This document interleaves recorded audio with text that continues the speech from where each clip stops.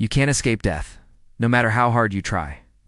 If you stop believing in God, then there is nothing to fear when you die. You will cease to exist. But some people are terrified of death, so they cling to their faith in God for comfort. They pray to Him every night that He will spare them from death, or at least delay it. And God grants their wishes, but only up to a certain point. Life is full of suffering, danger, and death. Even in the modern world, we still have to deal with these things every day. Some people are born into poverty, and they suffer their entire lives. Others are born with genetic disorders that make their lives a living hell. Many people experience the death of loved ones. When they are still alive, they are confronted with the reality of their own mortality, and this realization terrifies them. But what if there was a way to escape the inevitable? What if you could cheat death and live forever? That is exactly what happened to a young woman who is the protagonist of today's story. The year was 1968, and the place was London. The girl's name was Elizabeth Short. She was an ordinary girl who led an ordinary life. But everything changed one night when she went out with her friends to celebrate the new year. They went to a pub and had a few drinks, and then they decided to go home. But before they could do so, they were approached by a strange man who invited them to a party. He promised them a night they would never forget. The girls were hesitant at first, but they eventually agreed. When they arrived at the party, they realized it was full of famous people, politicians, celebrities, and other important figures. The girls were stunned and flattered to be in the company of such people. They danced and talked and had a great time. But as the night wore up, they started to feel uneasy.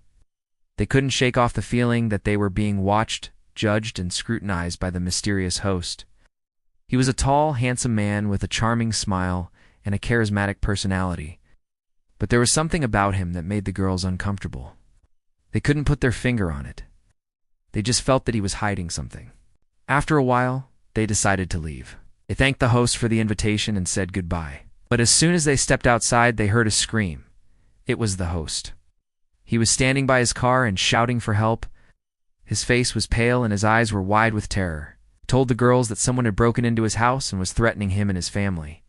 He begged them to stay and protect them, but the girls refused. They didn't want to get involved in his problems, and they didn't want to spend any more time with him. They got into their car and drove away. But they didn't get far when they saw police cars and ambulances rushing towards the host's house. They turned around and went back to the house. They parked their car and walked towards the house. They wanted to see what had happened. As they approached the house, they saw a crowd of people gathered around the front yard. They couldn't see anything, but they could hear the commotion. They joined the crowd and listened intently. They heard that the host had been stabbed to death in front of his family. The killer was still at large, and the police were baffled. The girls were shocked and saddened to hear what had happened. They couldn't believe that someone would be so brutal and heartless. They felt sorry for the host and his family, and they hoped that the killer would be caught soon. But they also felt relieved that they had escaped unharmed. They had had a lucky escape, they thought, but they didn't know that they were wrong. They had not escaped the clutches of the mysterious host. He had somehow managed to survive the attack, and he was now targeting them. Elizabeth started to receive threatening phone calls and messages. Someone was stalking her and trying to scare her off. At first, she ignored them. She thought they were just some pranksters trying to have some fun. But then the calls became more frequent and more menacing. She started to feel afraid, and she started to wonder if she should go to the police. She didn't know what to do. She didn't want to live in fear, but she didn't want to make an enemy either. She tried to rationalize the situation and convince herself that it was all in her head.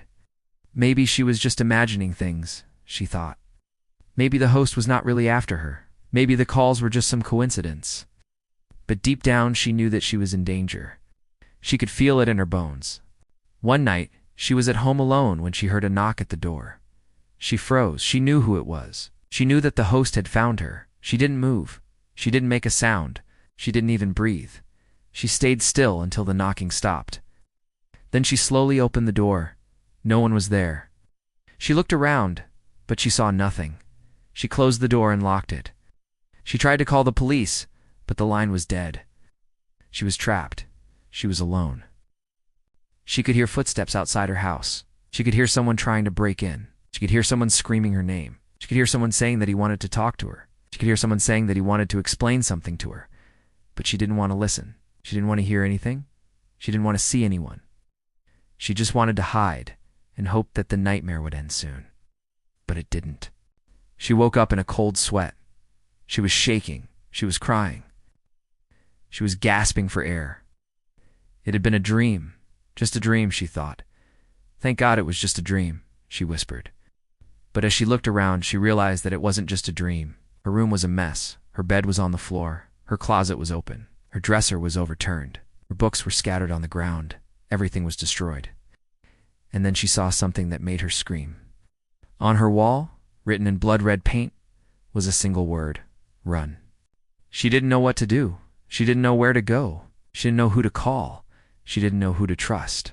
She was all alone in a world that seemed to be against her. She felt like she was being hunted, like she was being chased, like she was being stalked. And she was right. The host had found her again, and he was closing in.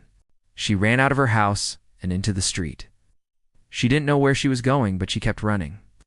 She could feel the host's presence behind her, getting closer and closer. She could hear his footsteps pounding on the pavement, getting louder and louder. She could hear his voice calling her name, taunting her, mocking her. And then she tripped. She fell to the ground.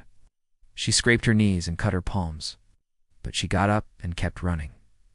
She had to escape from the host. She had to escape from the nightmare.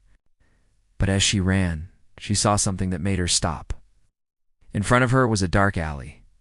On one side was a brick wall. On the other side was a pile of garbage. Above her was a fire escape ladder. She hesitated. She didn't know if she should go in or turn back. But then she saw the host at the end of the alley. He was smiling at her. He was waving at her. He was beckoning her to come closer, and she did. She walked into the alley.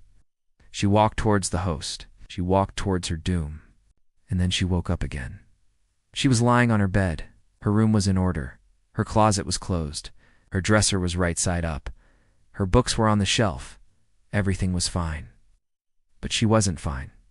She was traumatized. She was terrified. She was haunted by the dream, by the nightmare. She tried to forget about it. She tried to move on. She tried to live her life. But the nightmare kept coming back. It kept following her, kept tormenting her, and she couldn't take it anymore. She needed help. She needed someone to understand her. She needed someone to save her. And then she met him. He was a handsome, charismatic man with a charming smile and a mysterious aura. He listened to her story and believed her. He offered to help her and promised to protect her, and she trusted him. She fell in love with him. She married him, but she didn't know that she had made a big mistake. The mysterious man was actually the host. He had used her fascination with him to manipulate her into marrying him. Now he was going to use her as his bride in a satanic ritual. He was going to sacrifice her to his dark lord and gain immortality for himself. She was going to pay the ultimate price for his selfish desires. She didn't know it. On the night of the wedding, she could feel the presence of evil all around her. She could sense the darkness in the hearts of the guests. She could see the shadows dancing on the walls. She could hear the whispers of the damned. And then she saw the bride. It was her. It was her reflection in the mirror. She was wearing a white dress. She had a veil over her face, was carrying a bouquet of black roses. And then she turned around and smiled at her. It was a cruel, mocking smile. It was a smile that promised pain and suffering. It was a smile that promised death. And she knew then that she was in trouble. She had made a terrible mistake. She had unleashed a nightmare from hell. But it was too late now. She was already in the clutches of the evil. She was already in the grip of the darkness. She was already in the realm of the undead. She was already in the world of the living dead. She couldn't escape. Thank you for watching. Don't forget to subscribe for more horror stories. Till next time, sleep tight and don't let the bed bugs bite.